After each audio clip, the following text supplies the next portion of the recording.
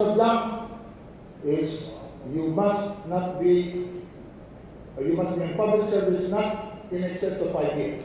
5 years and below, you are a young practitioner, a new public servant.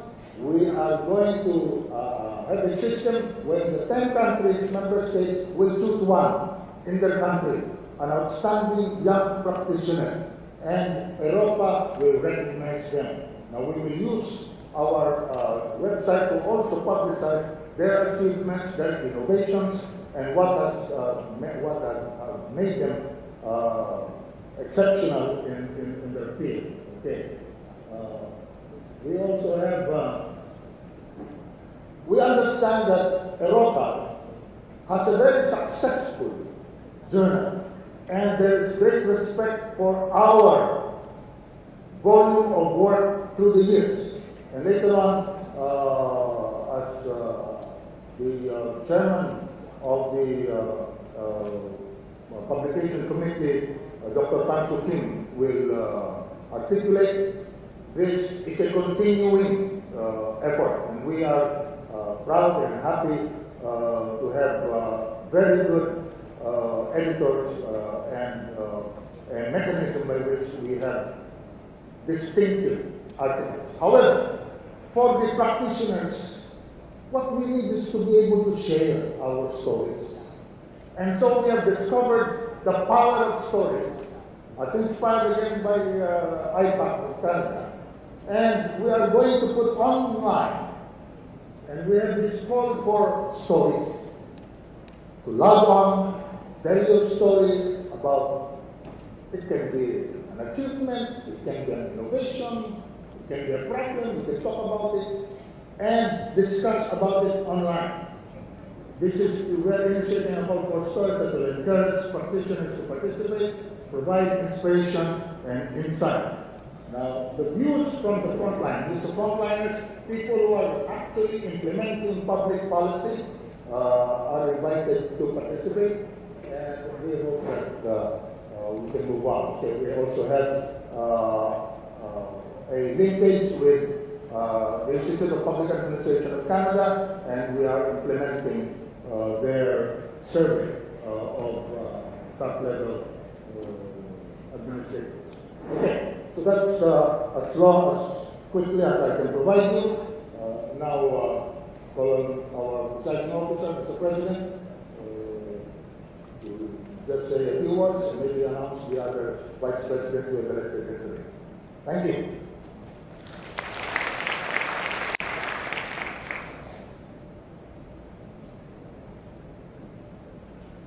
Thank you very much for giving me the chance to be the chair of the conference. Our vice president, the first vice president is Dr. Roy Salomo from University of Indonesia. Please.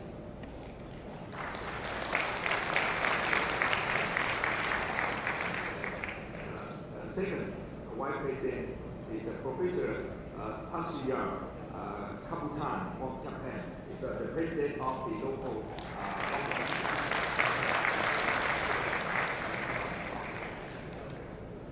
The third vice president is Dr. Jie Wu, represented by Mr. K.G. Li from the Republic of China.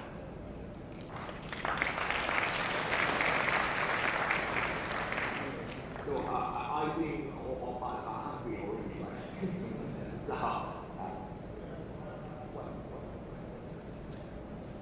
Mr. President, I just would like to, one other matter. The Constitution requires us to appoint an auditor for the organization within, and there is a nomination here for Undersecretary Paban Kumar Timilsema of the Ministry of General Administration of Nepal as auditor. Congratulations. Are there any objections to the nomination?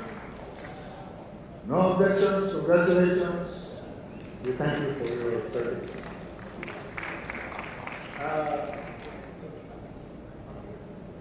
Okay, unless there's something else?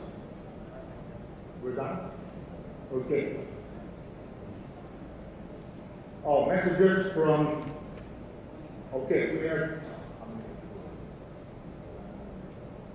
have two messages from the delegation of the People's Republic of China and Nepal. We'd like to call the representative of the People's Republic of China to read the message. 尊敬的主席先生、秘书长先生、各位来宾、女性先生，十分荣幸能够来到美丽的曼谷参加第57届埃日帕执委会和这次23届大会。Dear Mr. President, Mr. Secretary General, ladies and gentlemen, it gives me great pleasure to be here in Bangkok, the beautiful capital of Thailand, to attend the 23rd General Assembly. 这次会议开幕之际，我谨代表中国代表团向会议的成功举办表示热烈的祝贺。特别是在泰国刚刚遭受特大洪涝灾害的这个情况下，克服种种困难召开这次会议十分不容易。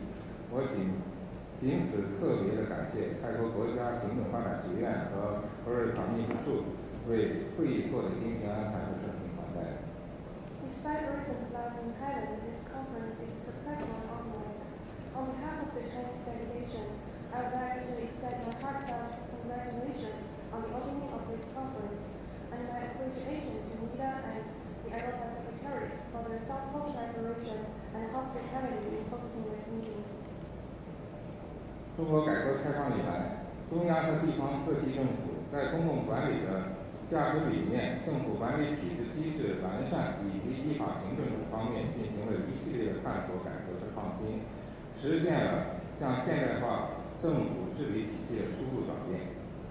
In the past 30 years since reform and opening up, the central government and local governments at all levels in China have carried out reform and innovation in improving values of public administration and government management mechanism, as well as administering in accordance with the laws. 在最近的5年，中国坚持科学发展和以人为本，积极地推进政府行政体制的改革创新，在医药卫生、社会保障、财税金融、文化体制等各个方面改革取得了新的突破，发展活力不断的呈现。Particularly in the past 5 years, guided by the principles of scientific development and putting people first, China has pushed forward reform and innovation and made breakthroughs in reform of healthcare and social security. 未来的10年，中国将通过深化政府机构改革、转变政府职能、加强依法行政、强化社会管理和公共服务来进一步创新政府管理体制。中国将加强和创新社会管理，提高社会管理的能力，创新社会管理的机制体制，加快服务型政府建设。中国将通过全面的改革创新，走创新发展的道路，全面的提高民族的自主创新能力。中国将积极的学习和吸收其他国家行政改革的新鲜经验，同时立足国内实际，努力实现改革新的突破。In the next decade, China will continue the efforts to deepen reforms of government agencies, accelerate the transformation of government functions, intensively carry out administration in accordance with the laws, and improve public service. China is committed to making itself an innovative nation. To this end, we will draw on experience of other countries. 我们十分高兴欧日卡围绕公共行政在未来10年中面临挑战、机遇和创新这一重要的主题，与与会者提供了一个分享观点和研究成果的平台。与会者有机会多角度地剖析这一话题，进行深入的探讨和交流，同时也能激发更多新的思考。我们相信会议一定能够达到预期的目的，取得丰硕的成果。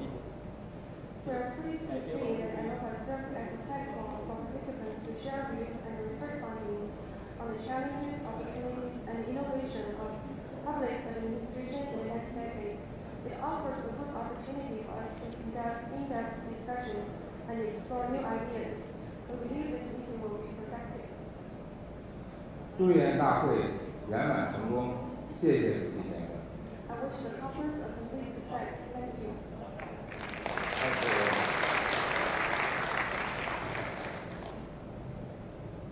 Thank you very much, Mr. Lee. And now from Nepal, we would like to invite Dr. Kayo Devyani to the stage to deliver your message.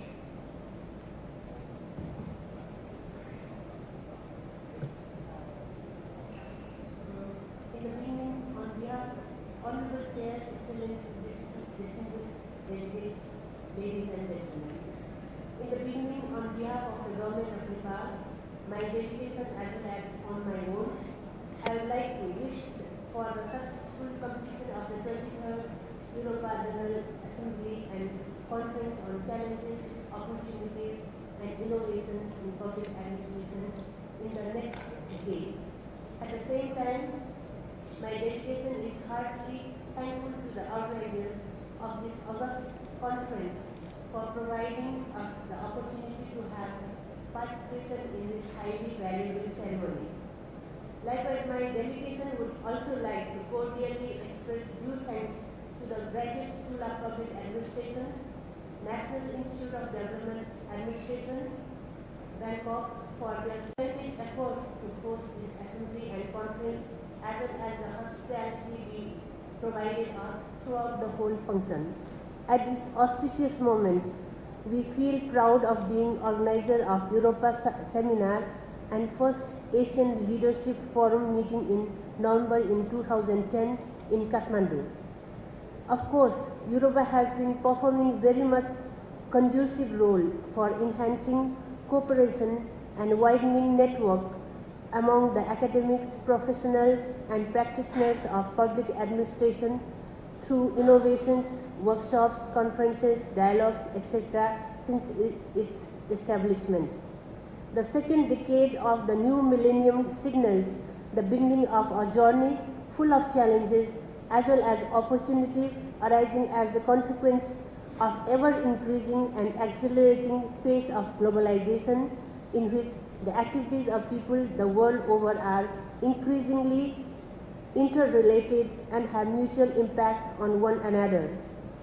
Considering the prevailing global situation and the challenges standing in front of the public administration of every nation, this General Assembly and ongoing conference seems an excellent forum for the international community of public administration to come together to exchange the experience, ideas and information accumulated over the years, which can be conducive to make appropriate preparation to cope with the challenges and to reap the opportunities in the following days of the decade. Viewing at the current challenges and opportunities, I think the developing countries need to shift from the current paradigm of development over the meaning and its ability to lead humanity to a life worth living. The principal goal of governance is to create sustainable involvement, improvements in the quality of life of all people. The overreacting aim of lifting living standards encompasses a number of more specific goals: bettering people opportunities, giving everyone the opportunity environment to meaningfully participate in public life, helping to ensure a clean environment, promoting intergenerational equity and much more. The people's perception of the state and its functionaries is primarily based on its role as a service provider, law enforcer and regulator, improving the quality of administration and providing a responsive interface between the people and the public services requires a number of initiatives. In this context, in my view, the most important is the enhancement of the environment for better governance, especially in the functions of public administration and public bodies. Looking at the situation of governance in Nepal, various attempts have been made to better the state. However, the desired success is still unmet. Among the several reasons behind this are the political instability and a decade-long conflict. In addition, as in the other developing nations, reducing the trend of brain drain has still remained a big challenge. Nevertheless, the country has resumed the peace and process of drafting the new constitution